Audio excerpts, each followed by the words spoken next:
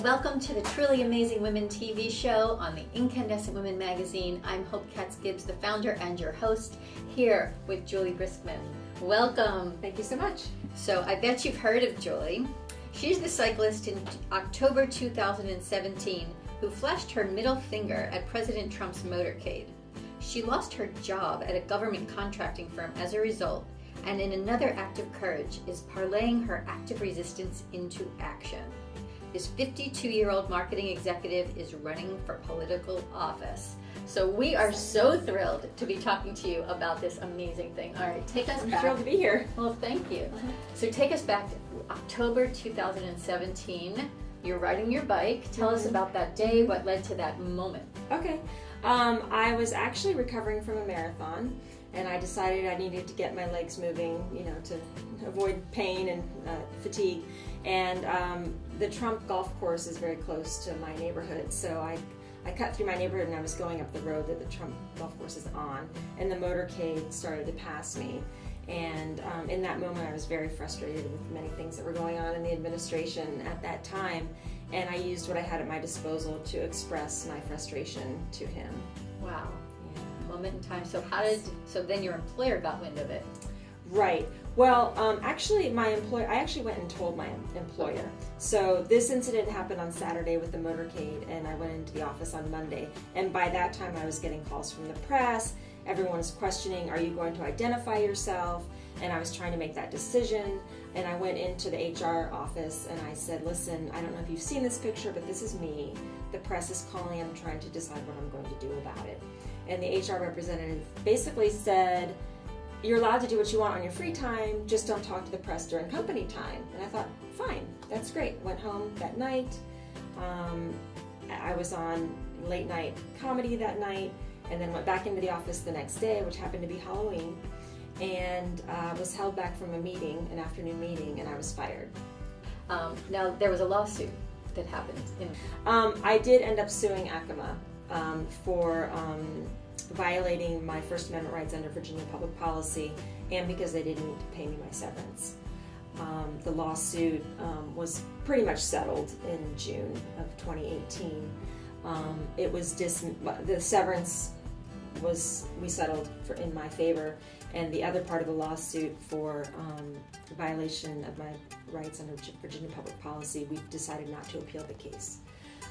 And that was part of my process thinking of running for office. So it was like, I could have appealed that case. I do in my heart believe as a journalist that my First Amendment rights were violated. It was a difficult case in Virginia to win. Virginia is like a right to fire state, and they call it right to hire or right to work, but it's really right to fire. And so looking at the big picture, I thought I could affect change on a broader spectrum if I ran for office.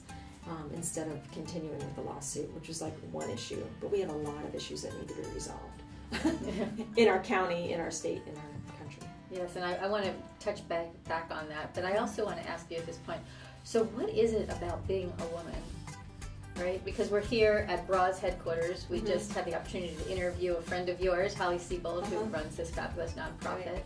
And you've connected me to a whole bunch of really, truly amazing women. And in Inkandescent Women magazine, my goal with it is to shine a light on women who are making strides in changing lives. And I think under it, this idea that Holly shared with us about the importance of having access to a well-fitting bra and sanitary products when you're in a homeless shelter or in school and it's keeping you from going to class or even attending school. Like leveling that playing field, what that looks like. Absolutely. So that's my question to you. It was this one moment in time, and you had a lot of options, right? Had a lot of options. I did. You could have done a million things. You could have gone down and crawled into bed, or you could have fought, right? But you've decided to run for supervisor of Loudoun. So one thing the incident did for me was connect me to people like Holly, and it gave me an opportunity to see some of the issues that are going on that people don't necessarily see on an everyday basis. Just one example, when Holly told me that girls in high school are missing school because they don't have access to feminine products. And I'm a mother of a 16-year-old daughter, and that just blew me away. And I thought, that's where the cycle begins. Yes, right? exactly. That's where the cycle begins. Yep. If they can't go to school, they don't get good grades, they may not graduate and be able to go to college, and so they lose out on a lot of opportunities simply because they're women, simply because they menstruate. It's a very big deal, and it's so cool that you've risen up and that you're such a role model. Thank you. Yeah, I mean, Thank you. you know, again, it's amazing and so impressive when women can start making change. Mm-hmm. Not by talking about it, but by doing something. Right, and I think after November 2016, I was a little bit in shock. Right. Some people said they'd cried all day, all week. Sure. I was kind of in shock, Mm-hmm. and it almost wasn't until that incident happened where I was like, wait a minute, I do have the power, and guess what? It's not only because I was put on the public stage nationally and internationally. That's not necessarily what gives me my power, right? Like, I really had to analyze that before I decided to run. And what gives me my power is my activism in the community. You know, I worked on the PTA, I volunteered in classrooms, I interact with teachers on a regular basis, I worked in a private school, right? So when I go to think about the school board budget, I have that perspective, Mm-hmm. right? A single working mom, many of them in my district, I have that perspective. That speaks to me. So in this analysis, I realized that, okay, someone handed me this megaphone, but guess what? I had it all along.